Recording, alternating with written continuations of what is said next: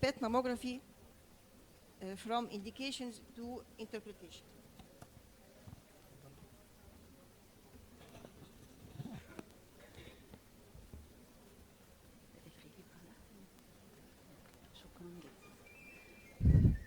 Bismillah ar-Rahman ar-Rahim. PET mammography from indications to interpretation. In the past few years, the volume of breast imaging modalities have grown exponentially, and thus implementing sound practice has become a real challenge. Every day we have new imaging modalities, and we have to be acquainted with the indications, the clinical applications, the advantages, disadvantages, and we have to be able to competently interpret these new imaging modalities. And to enhance lesion characterization using the different breast imaging modalities, we have modalities which mainly depend on an enhanced morphology assessment, like the mammography, the tomosynthesis, and the ultrasound. And we have other modalities which gives us some functional information, like the diffusion-weighted imaging and the spectroscopy. And we have other modalities which can combine an enhanced morphology assessment and gives us some functional information, and these include mainly the MRI, the contrast mammography, and the PET mammography. And in this lecture, I'm going to discuss with you the PET mammography. PET mammography is a specialized application of PET to visualize breast tissue metabolic changes with a much higher spatial resolution, thus allowing the visualization of small tumor cells. As tumor cells proliferate and grow, specific metabolic pathways are activated to provide oxygen, glucose, and other nutrients which are essential for the growth of cancer cells. One of these pathways is the anaerobic metabolism.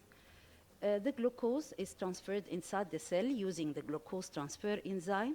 Inside the cell, it's subjected to the hexokinase, which changes it into glucose 6-phosphate. And this glucose 6-phosphate undergoes glycolysis, and it is washed out of the cells. If we have FDG labeled glucose, it would also be transferred inside the cell with the glucose transfer enzyme. Inside the cell, again, it's subjected to the hexokinase, which turns it into 18F FDG phosphate. But this 18F FDG phosphate does not undergo glycolysis, and it becomes trapped within the cells, and thus giving us adequate time for imaging the radio tracer. In the technique of PEM, we start by assessing the glucose level. The patient is asked to fast for 4 to 6 hours. We inject the radio tracer, and we wait for 60 to 90 minutes. We image the breast in the CC, MLO, and the auxiliary views. The scanning time for each position takes about 10 minutes, and the whole exam takes around 40 to 50 minutes. The patients are imaged in the upright position. This is the machine that we have in Bahia Hospital, but the other machines, the patient is imaged in the prone position with her breast hanging within two openings within the table. The breast is gently stabilized between clear compression plates, and there are two opposing PET detectors that move in a linear manner within the compression paddles to scan the breast for approximately 10 minutes. The end result is that we get tomographic views that are taken in the CC view, in the mediolateral oblique view, and we take an additional auxiliary view. The PEM images are displayed as 12 slices, tomographic views, and the slice thickness is equal to the compressed breast thickness divided by 12. We can either image the breast in the gray scale or in a color-coded scale. When assessing the PEM images, we do both a qualitative and a quantitative assessment. In the qualitative assessment, it's more or less similar to MRI. We assess whether the lesion uptakes or it doesn't uptake the radio tracer. We assess the intensity of radio tracer uptake, the homogeneity of the uptake, and then we classify the lesions into focused mass and non-mass, and we look for associated findings within the breast. In the quantitative assessment, it's similar to what we do in PET-CT. We measure the PEM uptake value, which is the PUV max, and the lesion to the background activity, which is the LTB. We'll have a look on the qualitative assessment on PEM. In general, breast lesions, either they show no radiotracer uptake, and these are mostly benign lesions. We have lesions which show mild radiotracer uptake, and these include both benign and malignant lesions. And the malignant lesions, exactly like the contrast mammography, the invasive lobular carcinoma and the DCIS might show very low radiotracer uptake. And we have lesions which show marked radiotracer uptake, and these include most malignant lesions. But we also have very few benign lesions which show marked radiotracer uptake. It's the complex fibroadenomas and the papillomas and the inflammatory breast lesions. And in these cases, to differentiate between benign and malignant, we have to go back to the quantitative assessment. I'll talk to you about in a minute about the cutoff values between benign and malignant lesions on PET mammography. For example, we have these two cases. We do not need a quantitative assessment to say that these two cases have malignant breast lesions because there is intense radiotracer uptake within the breast lesions. On the other hand, this was a 54-year-old female with a palpable left breast mass. This was her mammogram in 2018. She had a subtle asymmetry in the left breast. We performed a targeted ultrasound examination, which revealed underlying focal fibrocystic mammary changes. She came back in 2020, and the asymmetry became more prominent. It's now a developing asymmetry. We performed again a targeted ultrasound. We again found focal fibrocystic mammary changes, but there was multiple tiny hypoechoic lesions added to what we saw before. On her MRI examination, the same area showed focal non-mass enhancement arranged linearly.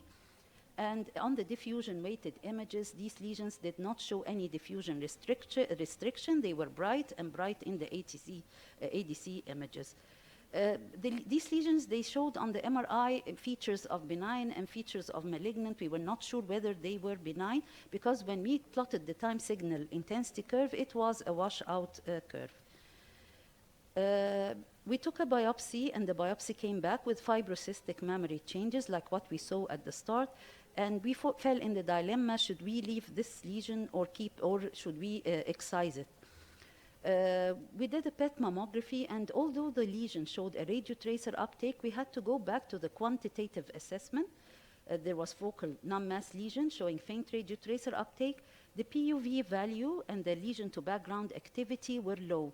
And these values usually go with benign lesions.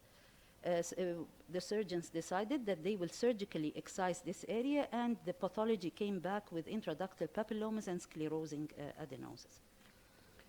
For the quantitative assessment, we classify lesions that show radiotracer uptake into enhancing focus, mass, and non-mass, exactly the same way like we used to do in MRI.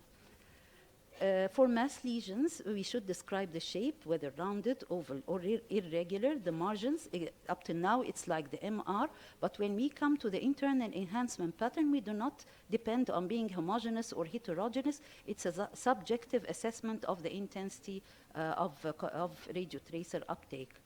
And for the non-mass, again, we describe the distribution. And for the pattern, again, it's in the qualitative assessment, it's just a subjective assessment of the intensity of uptake.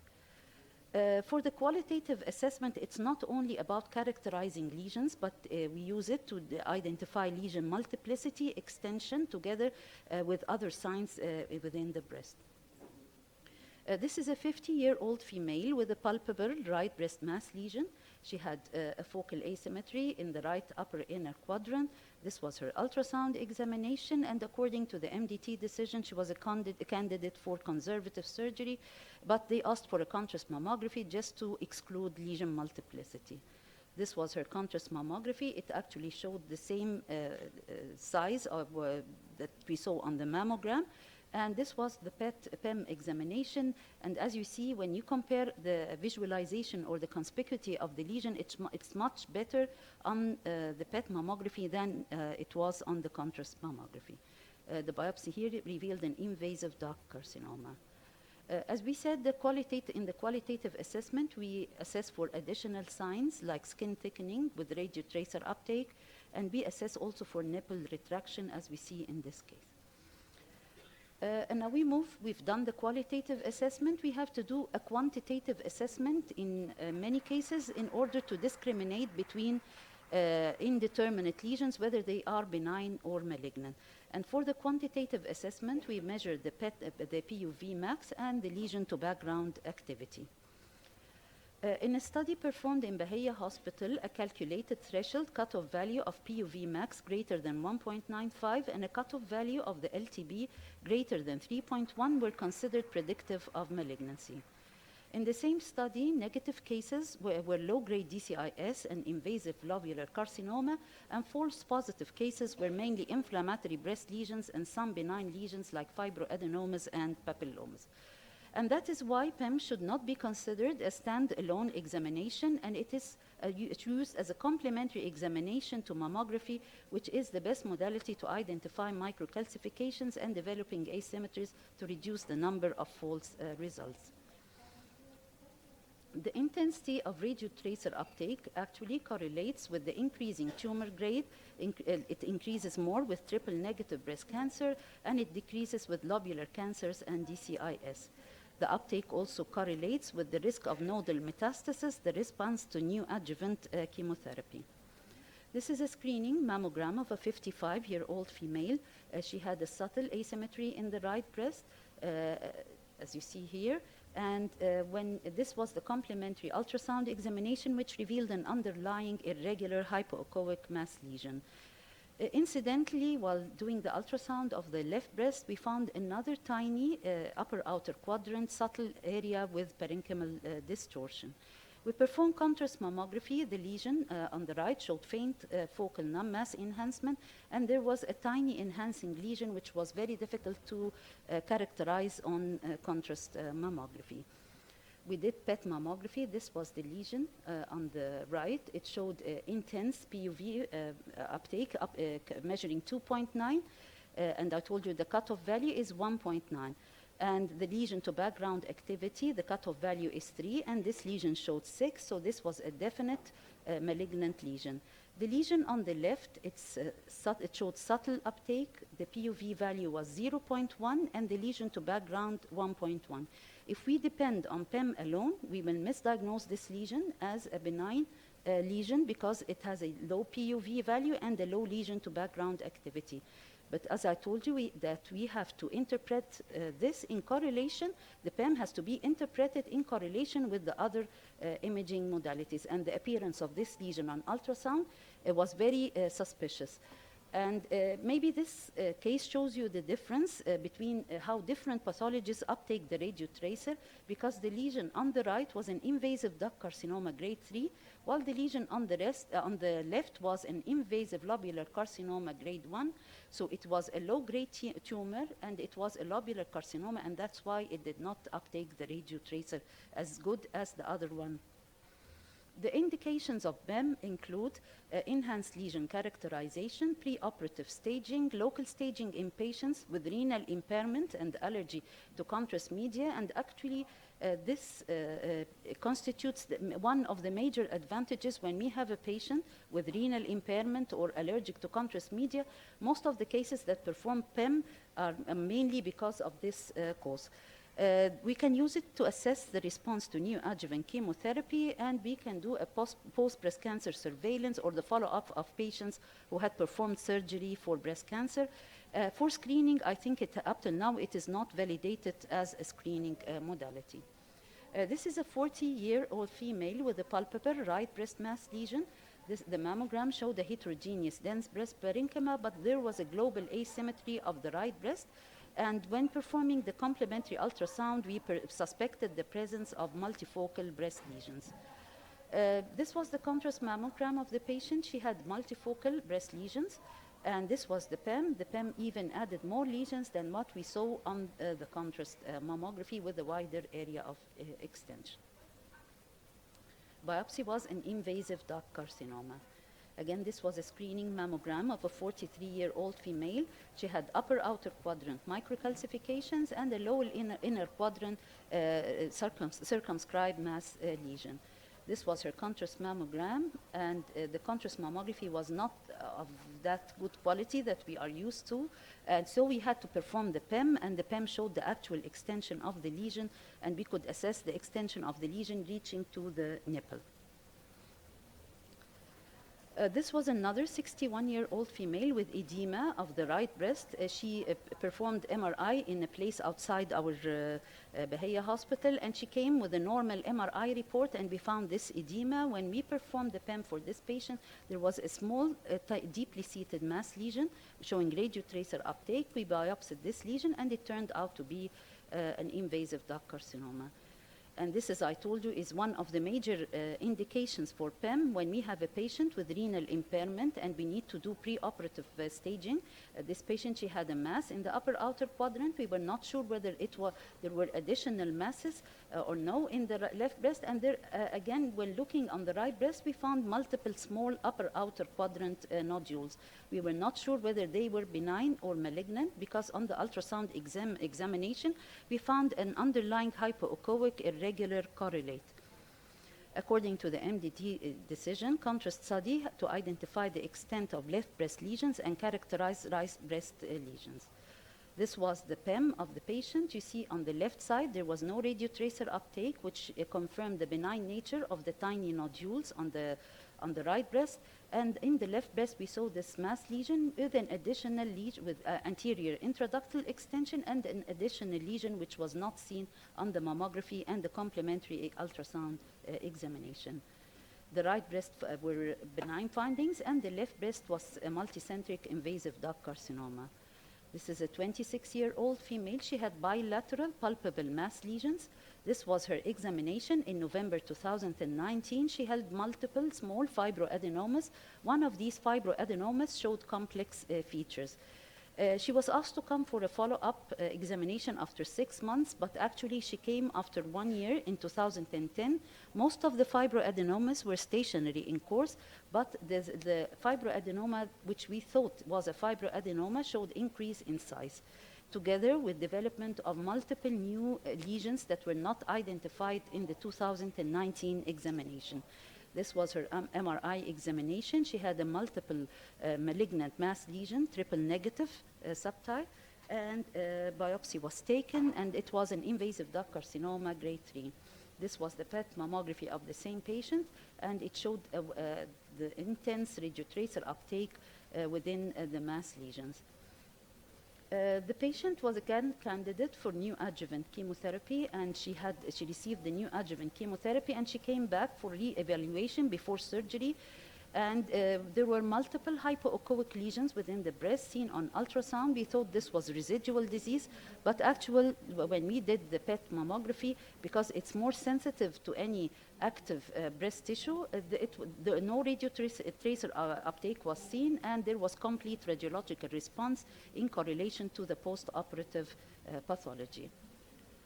This was another 29-year-old female. She gave history of allergy to contrast medium. She had this very suspicious lesion in the left breast. It was biopsied, and it turned out to be invasive duct carcinoma grade 3. She was a good candidate for neoadjuvant chemotherapy, followed by conservative breast surgery.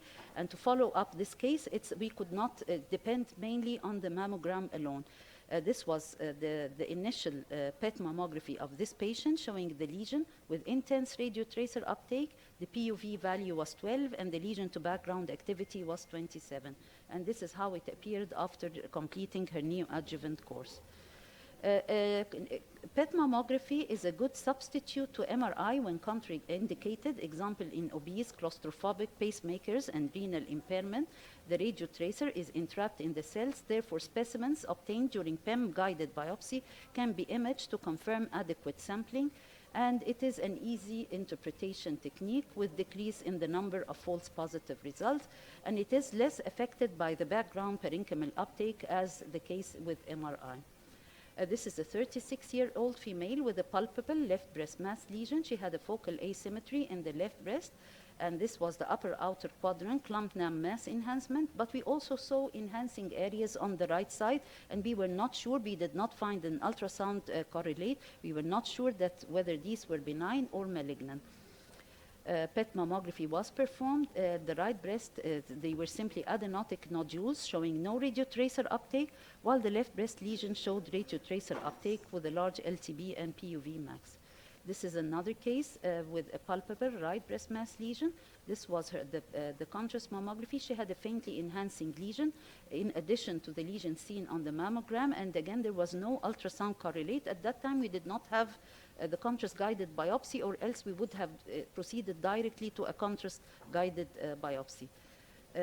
We did for her a PEM, and only one of the lesions showed radiotracer uptake, and the other lesion was simply a benign adenotic nodules. This is another extremely dense breast, a patient with an extremely dense breast, and imagine that this is her contrast mammography. There was extensive uptake of extensive enhancement in both breasts. It is very difficult in these cases to say whether there is an underlying lesion or no, and the extension of these lesions. Just see, we did perform the complementary ultrasound. It was also a very difficult examination. The whole breasts were full with hypoechoic lesions and multiple scattered cysts, mainly on the right side. With the simple look on the PEM of this patient, the right-sided breast showed no radiotracer uptake at all, and on the left breast, we can see now that there are multiple lesions, and we can identify the extension and the size of these lesions. Just a simple comparison. This is a PET mammography and contrast mammography, and you see the difference between the uptake in the right and the left breast. From the drawbacks of PEM is that there is no standardized interpretive criteria, are not well established, and the PEM interpretation is not yet incorporated into the BI-RADS. Some benign lesions can accumulate radionuclide, such as fibroadenoma, inflammatory lesions, fat necrosis, and that is the reason why PEM-guided biopsy systems are now made commercially available. Malignant lesions of very low metabolic activity can be also missed. One major advantage is that the whole body, and not only the breast, as in mammography, is exposed to radiation, and therefore that is why we have to wisely select the patients who really need the PEM study. It is contraindicated in pregnant and breastfeeding females, and it has the same limitations of mammography, which means that lesions in mammography hidden areas can be missed.